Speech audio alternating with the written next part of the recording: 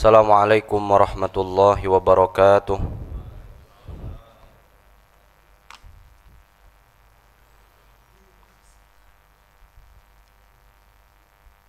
Bismillahi masyaallah. La yasuqul khaira illallah. Bismillahi masyaallah. Ma kana min ni'matin faminallah. Bismillahi masyaallah. La yasrifus su'a illallah. Bismillahi masyaallah. Wala hawla wala quwwata illa billah. Alhamdulillah wassalatu wassalamu ala Rasulillah Muhammad ibn Abdullah wa ala alihi wa sahbihi wa man tabi'ahu hudahu wa walah. Wa ba'du. Hadirin jamaah salat zuhur jamaah Masjid Al-Maghfirah yang dimuliakan Allah Subhanahu wa taala. Mudah-mudahan kita semua yang hadir di sini diberikan keberkahan yang berlimpah oleh Allah, diterima segala amal ibadah kita, dijadikan seluruh amal ibadah kita baik yang fardu maupun yang sunnah sebagai catatan kebaikan kita pada hari kiamat kelak. Amin ya rabbal alamin. Kita niatkan i'tikaf dulu sebelum kita masuk ke dalam kajian kita. Bismillahirrahmanirrahim. Nawaitul i'tikafa fi hadzal masjidi ma dumtu fihi sunnatan lillahi ta'ala. Kita doakan juga guru kita Sidnal Habib Ghiyas bin Abdurrahman As-Segaf. Hari ini beliau masih dalam masa recovery, masih dalam masa pemulihan karena beliau sedang sakit. Kita doakan mudah-mudahan beliau diberikan kepulihan oleh Allah Subhanahu wa taala, diberikan kesehatan yang paripurna, dipanjangkan umur beliau dalam ketaatan dan keberkahan. Juga untuk seluruh guru-guru kita, baik yang masih hidup maupun yang sudah tiada, mudah-mudahan diberikan kesehatan panjang umur dalam keberkahan oleh Allah Subhanahu wa taala. Juga untuk kita semua yang hadir di masjid ini, mudah-mudahan diberikan kesehatan yang paripurna, diberikan panjang umur oleh Allah Subhanahu wa taala, juga diberikan keberkahan di dalam kehidupan kita li ajlis sihhati wal afiyati was salamah wal futuhi fil ulumi wal ma'rifah wal barakati fil auladi wal amwali wal makasib wa li husuli jami'il maqasid wal matalib. Al-Fatihah. A'udzu billahi minasy syaithanir rajim. Bismillahirrahmanirrahim. Alhamdulillahi rabbil alamin. Arrahmanir rahim. Maliki yaumiddin. Iyyaka na'budu wa iyyaka nasta'in. Ihdinas siratal mustaqim. Siratal ladzina an'amta 'alaihim ghairil maghdubi 'alaihim waladdallin. Amin. Kita lanjutkan kajian kita di dalam kitab At-Taqrirah As-Sadidah karya Asy-Syaikh Hasan bin Ahmad bin Muhammad Al-Kaf, murid dari Asy-Syaikh Zain bin Ibrahim ibn Sumaid. Masih di dalam syurutu sihhatis salati, syarat-syarat sah salat. Sebelumnya syarat-syarat wajib salat. Orang yang sudah memenuhi syarat-syarat wajib salat, maka dia wajib salat. Orang yang memenuhi syarat-syarat sah salat, maka sah salatnya. Itu gampangnya. Kalau kemarin sampai di istiqbalul qiblah, madep ke kiblat. Kiblat kita mana Pak? Kiblat kita itu Ka'bah. Ka'bah, tahu Ka'bah? Ka'bah itu yang ada di Masjidil Haram, yang bentuknya kubus tuh. Jangan sampai kita suatu ketika, suatu saat nanti, naudzubillah ya, kita umroh atau haji nggak ngelihat Ka'bah tuh. Kan ada tuh cerita tuh ya, orang yang sampai di Masjidil Haram, Ka'bahnya mana sih? Saya bingung. Dari kemarin nyari-nyari Ka'bah nggak nemu. Lah itu Ka'bah gede banget, warna hitam. Ka'bah itu dibangun di masa Nabi Adam. Jadi inna awwala baiti wudi'a lin-nasi lalladzi bi Bakkah mubaraka. Jadi Ka'bah itu pertama kali dibangun kapan Pak? Zaman Nabi Adam. Makanya ada yang mengatakan kila itu dikatakan. Kila itu fi'il majhul dari qala. Qala itu mengatakan, seseorang mengatakan. Kalau kila dikatakan oleh seseorang, itu dikatakan. Kalau ada kata-kata kila di dalam literatur Islam itu namanya sighat tamrid. Jadi itu konon katanya, berarti sumbernya lemah banget tuh. Tapi bisa diceritakan, bisa. Kila diceritakan, dikatakan. Di sekitaran Ka'bah itu ada kuburan Nabi Adam. Di sekitaran Ka'bah itu ada kuburan Nabi Adam. Ini kila ya, kila. Kenapa ada kuburan Nabi Adam?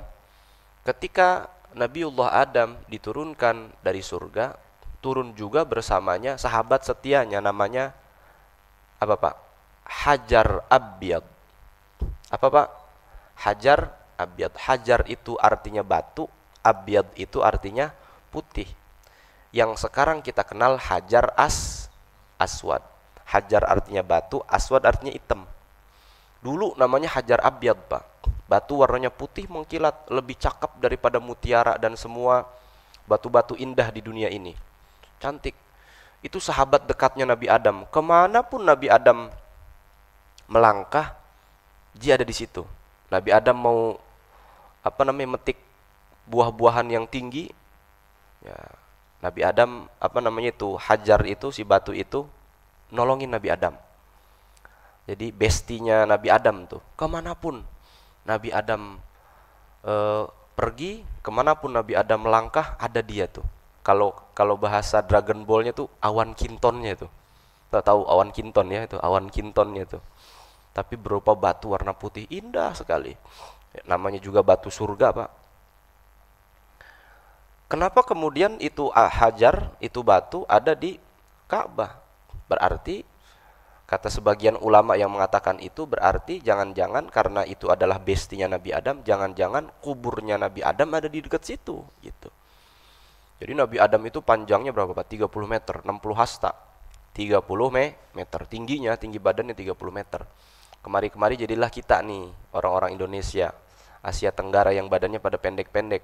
Karena kekurangan protein dan kekurangan oksigen, Pak. Jadi kalau mau tinggi, banyak-banyak makan protein hewani sama yang cakep oksigennya gitu. Dengan apa cara? Olahraga. Makanya di dekat Ka'bah itu ada di Ka'bah itu ada Hajar Aswad. Berarti kata para ulama, kata sebagian ulama, jangan-jangan ada kuburnya di Nabi Adam tuh di dekat situ. Nah, lambat laun itu hajar, itu batu disentuh oleh orang. Disentuh, bukan hanya oleh orang-orang beriman, tapi juga oleh orang-orang musyrik, orang-orang munafik dan sebagainya. Jadilah warna yang tadinya batu itu putih jadi warna hitam. Ya bukan berarti kita yang hitam sering sentuhan sama orang yang munafik, bukan juga. Bilal ibn Abi Rabah itu kulitnya aswad. Bahkan ada yang mengatakan itu coklat kehitam-hitaman, Pak. Jadi kalau kita ngelihat orang Afrika tuh, mohon maaf ya, orang-orang Afrika atau orang-orang yang di belahan dunia sana itu kulitnya tuh hitam, saking hitamnya tuh Pak, sampai kelihatan hijau, sampai ada kelihatan hijaunya gitu, saking hitamnya. Apakah itu yang dinilai? Bukan hatinya kan. Jadi siapa yang hatinya paling bertakwa, dia yang paling mulia di sisi Allah Subhanahu wa taala. Pertama kali dibangun itu Ka'bah oleh Nabiullah Adam. Karena Ka'bah itu kan tinggi tuh Pak ya. Itu dulu Nabi Adam membangunnya dengan tanpa effort, dengan tanpa susah payah. Karena dibantu oleh Hajar Aswad tadi, Hajar Abyad tadi. Nah, lambat laun beberapa ribu tahun kemudian sampai ke zaman Nabiullah Ibrahim, itu kan sempat vakum tuh. Daerah yang disebut sebagai Mekkah itu, ya, di Masjidil Haram itu sempat vakum, sempat nggak ada penghuninya, sempat tidak ada tumbuhannya. Makanya Nabi Ibrahim ketika diperintahkan oleh Allah Subhanahu wa taala dari Ardu Palestina, dari Palestina menuju ke Masjidil Haram itu, menuju ke Mekkah itu, beliau kan ya doanya begitu tuh. Di surah Ibrahim tuh kita sering dengar, Rabbana inni askantu min dzurriyyati biwadin ghairi dzi zar'in 'inda baitikal muharram. Ya Allah, sesungguhnya engkau memerintahkan kepadaku tinggal di satu lembah Pak, ghairi dzi zar'in, yang tidak ada tumbuhan sama sekali. 'Inda baitikal muharram, di dekat rumahmu yang agung. Di dekat rumahmu yang agung, yaitu Masjidil Haram. Berarti sebelum zaman Nabi Ibrahim, kan kita kan taunya yang membangun Ka'bah Nabi Ibrahim. Padahal yang membangun Ka'bah itu Nabiullah Adam. Dalilnya inna awwala baitin wudi'a lin-nasi lalladzi bi Bakkah. Itu ya. Kemudian karena memang ya namanya juga bangunan bisa lapuk, bisa hancur dan sebagainya, akhirnya direnovasi oleh Nabiullah Ibrahim. Terus lambat laun sampai keturunan-keturunannya dari Nabiullah Ismail yang menjaga tanah Arab itu dibangun ulang oleh keturunan-keturunan Nabi Ibrahim dari jalur Nabi Ismail. Kalau dari jalur Nabi Ishak jadi apa, Pak? Jadi Bani Israel. Itu ya. Jadi Bani Israel itu artinya anaknya Nabi Yakub. Ishak, Yakub. Terus ke bawah ada 12 orang itu. Dibangun oleh Nabi Ibrahim. Setelah Nabi Ibrahim sampai membangun kembali Ka'bah, direnovasi lagi oleh bersama anaknya, dikatakan anaknya itu Ishak, dikatakan anaknya itu Ismail yang membantu membangun Ka'bah itu. Baru setelah Rasulullah diangkat menjadi Rasul 6000 tahun kemudian, awalnya kiblat itu adalah apa, Pak? Palestina, Al-Ardul Muqaddasah, tanah suci Palestina yang di Palestina, yaitu Masjidil Aqsa, perkomplekan Masjidil Aqsa. Tadinya itu tuh Ka'bah umat Islam. Kemudian Allah Subhanahu wa taala berfirman, "Qad nara taqalluba wajhika fis sama, falanwalliyannaka qiblatan tardaha." Kami benar-benar melihat, sebenarnya di dalam bahasa Arab itu kalau qad bertemu dengan fi'il mudhari', qad nara itu artinya kami melihat, cuma menggunakan fi'il mudhari', Pak. Itu artinya kadang-kadang, cuma nggak mungkin ada kata kadang-kadang di dalam Al-Quran yang disandarkan dengan sifatnya Allah. Maka Allah memberikan tahqiq di sana. Qad nara itu, kata para ulama, qad nara itu artinya kami sungguh benar-benar melihat.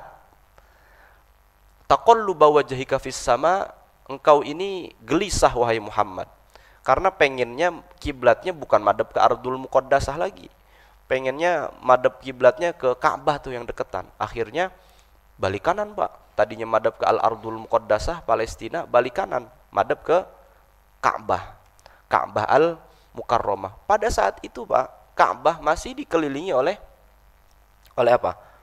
Oleh berhala. Jadi dulu yang namanya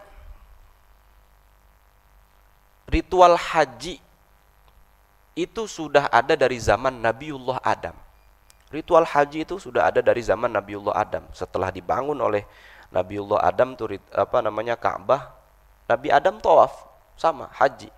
Tapi belum ada sa'i, wukuf, apalagi lontar jumroh belum ada, karena itu setelah adanya peristiwa Nabi Ibrahim mau mempersembahkan anaknya yang namanya Ismail, atau kila dikatakan Ishak, pada hari Tarwiyah dan hari Arafah gitu ya.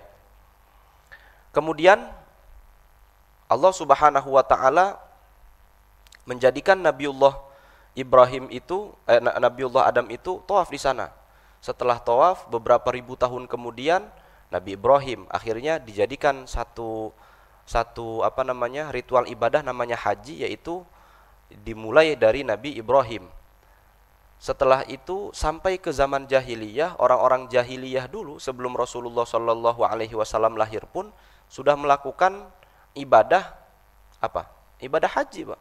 Cuma mohon maaf, ibadah haji mereka uryanan, dalam keadaan tidak memakai pakaian, dalam keadaan mohon maaf telanjang bulat. Telanjang bulat. Kenapa telanjang bulat? Bukan telanjang lonjong, harusnya kan telanjang lonjong. Tapi untuk menghaluskan kata-kata dalam bahasa Indonesia jadi telanjang bulat. Paham tuh, Pak? Telanjang bulat tuh mereka. Kenapa? Di samping-samping Ka'bah itu ada banyak ratusan berhala. Ditaruh tuh. Kenapa disebut jahiliyah? Nah, bego. Jahiliyah itu orang-orang bego namanya. Tahu yang punya Ka'bah itu Allah, tapi mereka menjadikan berhala sebagai sesembahan. Kalau ditanya lu ngapain nyembah berhala? Itu di belakang berhala ada Ka'bah. Tuhan semesta alam yang punya Ka'bah, namanya Allah. Enggak, innama na'buduhum liyuqarribuna ilallahi zulfa. Kami tuh nyembah Lata, Manat, Uzza, Hubal dan seterusnya itu liyuqarribuna ilallahi zulfa. Ini kami jadikan media biar kami dekat ke Allah. Kan bego namanya ya. Mereka ciptakan sendiri, kan gitu ya. Mereka ciptakan sendiri, mereka sembah. Jadi Itu yang disebut dengan, kenapa disebut sebagai kaum jahiliyah. Jahil itu artinya bodoh. Nah, setelah Rasulullah Shallallahu Alaihi Wasallam diperintahkan oleh Allah untuk melaksanakan haji, awalnya setelah Fathu Makkah, sebelum Fathu Makkah, Rasulullah Shallallahu Alaihi Wasallam sampai, kemudian Rasulullah belum bisa melaksanakan haji karena masih banyak ini juga tuh, masih banyak berhala-berhala. Tahun depan kemudiannya baru Rasulullah haji. Sekali-kalinya Rasulullah haji. Maka Rasulullah haji sekali-kalinya disebut sebagai haji wada, hajjatul wada atau hijjatul wada. Haji sekaligus perpisahan. Waduh, sedih banget itu. Kalau Rasulullah sekali-kalinya haji, juga Rasulullah memang sayonara, melakukan goodbye atau selamat tinggal. Selamat tinggalnya ke siapa? Ya kita, ke kita semua gitu. Maka dijadikan Ka'bah itu sebagai kiblah, sebagai tempat kita menghadap. Kiblah itu artinya menghadap, Pak. Kiblah itu artinya menghadap. Makanya istiqbalul kiblah, menghadap kepada hadapan. Nah, ini kiblah nih. Kalau di Masjidil Haram, kiblat kita yang penting badan kita ketika sholat madhab kiblat udah. Kalau di dalam mazhab Syafi'i rukunnya yang penting dadanya madhab kiblat. Palanya mau nengok mana juga jadi. Ya, nih kudu madhab sini nih. Kalau saya rada di sono Pak Ustaz, nyerong dong. Nyerong enggak apa-apa gitu. Kalau di dalam Ka'bah, sholat madhab mana? Madhab mana aja jadi. Kalau di atas Ka'bah, sholat madhab mana? Madhab mana aja jadi, yang penting masih kelihatan Ka'bahnya. Kan ada tuh yang bersihin Ka'bah tuh di atas tuh. Kadang-kadang untuk membersihkan kiswah Ka'bah, mungkinkah beliau atau mereka yang membersihkan Ka'bah di atas itu sholat di atas Ka'bah? Mungkin. Sholatnya gimana? Tengkurap gitu? Enggak. Yang penting kelihatan tempat sujudnya adalah Ka'bah gitu ya. Kalau di dalam Ka'bah, sholatnya madhab mana? Madhab mana aja jadi. Mau madhab mana? Mau saya sama Mas Pudin misalkan suatu hari masuk ke dalam Ka'bah, sholat, Mas Pudin jadi imam, saya jadi makmum. Mas Pudin di belakang saya, nggak usah. Saya hadap-hadapan sama Mas Pudin jadi. Kenapa? Ya di dalam Ka'bah. Itu di dalam Ka'bah uniknya begitu ya. Nah, kita di Indonesia mana arah kita? Arah kita itu adalah yang penting madep ke arah barat laut 295 derajat. Kalau di busolah tuh, di kompas tuh, 295 derajat. Pertanyaannya, suatu hari ada orang sholat di satu masjid misalkan, atau di satu tempat lah, ternyata ndak madep kiblat. Kita sebagai orang lama yang memang udah sering sholat di masjid itu, atau di masjid ini misalkan, ngelihat, wah ini orang sholat madepnya nggak ke arah nggak ke kiblat nih, rada mencong dikit nih. Bagaimana sikap kita? Nah, jawabannya adalah kalau kayak begini kan nih, ini masjid bagi orang yang pertama kali sholat di masjid ini mungkin agak bingung. Karena biasanya kalau masjid itu yang penting bentuk bangunannya seperti apa. Kan kalau masjid-masjid zaman dulu tuh kan nggak ada nih masjid nyerong begini kan, jarang ya Pak. Karena apa? Diukur dulu kiblatnya baru dibangun, paham nggak tuh? Diukur dulu kiblatnya baru bangun. Makanya banyak masjid-masjid tua dekat rumah kita tuh jalanan lurus, dia sendiri miring gitu ya, paham tuh ya? Kenapa begitu? Karena dia ngukur dulu kiblatnya baru bangun. Kalau kita kan memang ini adalah dari gedung ya. Nah, maka kita menyesuaikan miring. Nah, orang-orang yang nggak terlalu teliti masuk sini, saya sering sekali ngelihat orang sholat madepnya ke sini nih, bukan miring ke sana, madepnya lurus. Dia ngikutin tembok, dia pikir tembok ini nih adalah kiblatnya. Kita lihat bagaimana kita, kondisi kita, sikap kita. Pak, jangan, sholatnya salah apa begitu? Maka di dalam mazhab Syafi'i ada beberapa pendapat, Pak. Ada yang mengatakan kalau mazhab Hambali ya, kita bopong aja tuh orang. Kita bopong, kita arahkan ke kiblat yang benar. Kalau mazhab Syafi'i tidak. Mazhab Syafi'i mengatakan itu berarti syarat sahnya sudah tidak terpenuhi. Artinya sholatnya tidak sah. Kita kasih tahu, Pak, kiblatnya salah, udah batal tuh orang sholatnya. Emang dari awal sudah tidak memenuhi syarat sah sholat. Karena istiqbalul kiblah atau madhab kiblat itu adalah salah satu syarat sah sholat. Saya ulangi. Suatu ketika di masjid ini atau dimanapun kita lihat ini orang sholat salah madhab kiblat. Madhabnya bukan ke barat laut, tapi ke barat banget, ngulon banget ngulon. Harusnya kan ke kanan dikit. Jadi barat, kanan dikit, 295 derajat. Kalau dia mah ngulon banget. Wah, Pak, Bapak salah nih, Pak. Ada pendapat mengatakan di dalam mazhab Hambali kita cukup gerakin badannya nih, Pak, nih madhab sini nih, Pak. Maaf ya, Pak, gitu. Tapi kita kan penganut mazhab Syafi'i.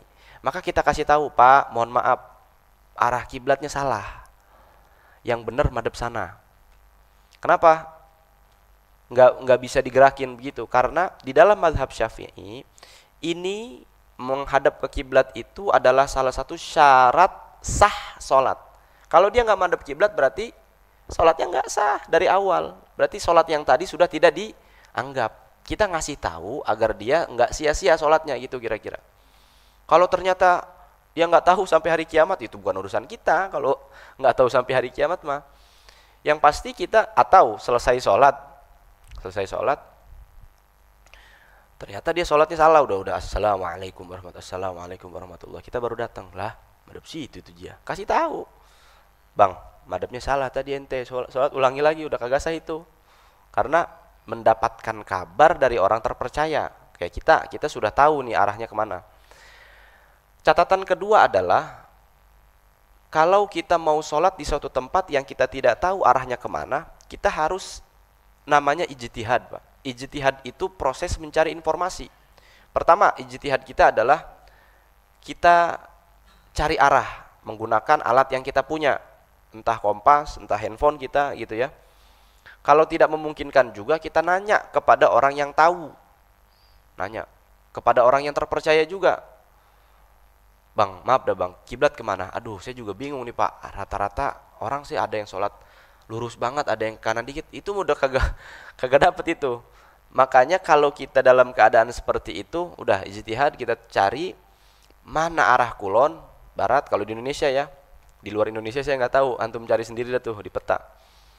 Mana arah kulon? Nganan dikit gitu tuh. Arah kulon nganan dikit, 295 derajat. Ini arah kulon nih. Yang enak udah kita ngelihat matahari, kemana arahnya? Ah, ke sono. Berarti no barat, misalkan no barat, nganan dikit. Nah, udah gitu jadi tuh. Berarti kalau orang yang salah arah kiblat dalam mazhab Syafi'i, berarti dia tidak melalui proses mencari informasi. Atau dia salah dalam mencari proses informasi itu. Dia udah nyari informasi, kata orang madhabnya sini Pak, cuman ternyata salah, rada nganan dikit. Tetap itu tidak dianggap sebagai istiqbalul kiblah. Tidak dianggap sebagai madhab ke arah kiblat. Jadi memang mazhab Syafi'i ini Pak ketat Pak. Mazhab Syafi'i itu di satu sisi enak Pak. Mazhab Syafi'i ini Pak, karena penganut mazhab Syafi'i itu mayoritas satu dunia. Ya, mayoritas mazhab yang dianut oleh orang Islam seluruh dunia apa? Mazhab Syafi'i. Selebihnya ya Hambali, Maliki, Hanafi gitu. Ada beberapa yang Sufyan Ats-Tsauri, ada Dawud Az-Zahiri. Jadi mazhab itu awalnya banyak Pak, ada ratusan. Cuma yang bertahan eksis hingga sekarang itu mazhab ada 4. Inilah yang kemudian disepakati oleh ulama-ulama kontemporer. Jangan keluar dari 4 mazhab ini. Sebab kalau keluar dari salah satu dari 4 mazhab ini, itu berpotensi melenceng baik secara ritual ibadah maupun akidah.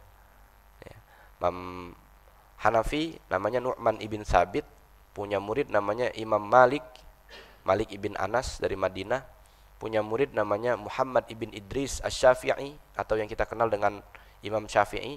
Imam Syafi'i ini masa keemasan Islam ini luar biasa, punya murid namanya Ahmad ibn Hambal, makanya disebut sebagai mazhab Hambali paling muda. Kenapa Imam Syafi'i banyak dianut? Sebab kodifikasi literatur Islam, penulisan, pencatatan, hadis dan sebagainya macamnya, istidlal, dalil dan sebagainya macamnya udah lengkap di mazhab Syafi'i. Makanya di mazhab Hanafi banyak keringanan. Kenapa? Karena pada saat itu pencatatan dalil belum terlalu lengkap. Pencatatan dalil sudah lengkap baik dari Al-Quran maupun As-Sunnah ataupun hadis, itu lengkap di masa Imam Asy-Syafi'i. Maka Imam Syafi'i ini paling lengkap, Pak. Maka beliau punya julukan Nasirus Sunnah, penolong sunnahnya Rasul. Itu Imam Syafi'i. Makanya kalau ada yang bilang, ngapain ikut madhab, nggak sesuai sunnah Rasul aja. Lah, Imam Syafi'i itu Nasirus Sunnah, yang mengumpulkan banyak hadis-hadis, mengkodifikasi hadis-hadis itu lewat jalurnya Imam Syafi'i. Bukan Imam Bukhari, Pak Ustadz. Imam Bukhari Pak muridnya Imam Ahmad bin Hambal, udah jauh sama Imam Syafi'i. Gitu. Makanya kalau orang melihat kita ikuti Quran dan Sunnah, aduh, puyeng. Jangan dijawab, udah biarin aja gitu ya. Kita kembali ke masalah istiqbalul kiblah. Nah, kemarin juga sempat kita bahas bahwa di dalam sholat kita yang fardu Pak ya, itu wajib istiqbalul kiblah. Kalau sunnah, sholat sunnah, baik itu sholat qobliyah, sholat duha dan sebagainya, dalam keadaan kita safar misalkan, di kereta, di pesawat, boleh nggak madhep kiblat? Boleh. Hanya sholat sunnah saja. Kalau sholat fardu Pak Ustadz kudu madhep kiblat. Nah, yang paling banyak pertanyaannya adalah, Pak Ustadz, apa hukum sholat di atas pesawat? Karena salah satu syaratnya sholat itu adalah harus nempel ke bumi atau nempel ke satu benda yang nempel ke bumi. Contoh, orang sholat di lantai lower ground di sini di Masjid Al-Maghfirah dengan orang yang sholat di lantai 15, apakah ada perbedaan hukum? Ini lantai 15 kan nggak nginjak bumi, dia injak lantai. Dianggap sah sholatnya karena lantai 15 nyambung sampai ke lantai lower ground. Berbeda dengan orang yang sholat di atas pesawat. Orang sholat di atas pesawat bahkan terbang dia. Terbang Pak dia. Itu zaman Imam Syafi'i itu belum ada pesawat tuh. Ya enggak? Maka dikatakan di dalam literatur Islam, orang yang sholat di atas pesawat itu sholatnya masuk ke dalam kategori hurmatul waqti. Bukan sholat yang beneran. Itu hanya sholat hurmatul waqti. Jadi sholat itu pertama harus hormat waktu, kedua harus hormat fi'il. Hormat terhadap waktunya, zuhur, di waktu zuhur itu harus kita hormati dengan cara fi'il, melakukan sholatnya. Nah, kalau orang tidak melakukan sholatnya, tapi harus melakukan waktunya, kenapa disebut sebagai sholat hurmatul wakti? Karena dia hanya menghormati waktunya, tidak menghormati fiilnya. Bukan tidak menghormati, tidak melakukan fiilnya secara sempurna. Contohnya gimana Pak Ustadz? Yaitu dia sholat di atas pesawat. Sholat di atas pesawat maka gugur satu syaratnya, yaitu nepak ke bumi. Maka kata para ulama, nanti ketika dia sampai di tempat tujuan, ganti sholatnya, atau kodok sholatnya, kodok yang dia sudah lakukan. Ya Allah, ternyata pesawatnya, mohon maaf, mengalami kecelakaan. Dia meninggal dalam keadaan itu. Apakah dia termasuk orang-orang yang meninggalkan sholat? Tidak. Dalam posisi itu, dia tidak dianggap sebagai orang yang tarikus sholat, orang yang meninggalkan sholat. Jadi, kapan waktu kita safar nih? Kapan waktu kita melakukan perjalanan nih, jauh? Ke Malang, kemana? Kalimantan ya, IKN tuh pakai pesawat terbang atau pakai kereta api, kereta ya. Kereta sekarang kan udah cakep-cakep tuh, ada tempat sholatnya tuh ya. Kereta. Kalau kereta api, lihat Pak, kalau memang kita benar-benar madep ke kiblat, nggak usah diganti sholatnya. Tapi kalau jalur kereta apinya melenceng, nanti kiblat, nanti melenceng. Kan jalur kereta api itu nggak lurus saja kan Pak, ada beloknya juga kan. Berarti kita nggak madepin ke kiblat. Lah bagaimana ceritanya? Di atas kereta api kita sholat Allahu Akbar, madepin kiblat kan? Namanya sholat fardu wajib madep kiblat. Kita tahu nih, kita misalkan masang kompas, arah kiblatnya udah belok, masih kita belok-belok begini sholat Allahu Akbar Allah. Kan nggak mungkin kan? Maka itu menjadi sholat hurmatul waqti aja.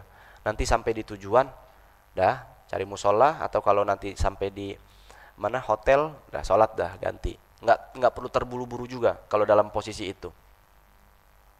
Itu benar-benar saya tekankan kepada kawan-kawan. Kalau sholat sunnah Pak, emang kita gemar banget nih sholat sama sholat. Karena kan sholat sunnah itu kan kata Rasulullah Shallallahu Alaihi Wasallam, jaga ada minimal 12 rakaat tuh yang nempel ke sholat fardu.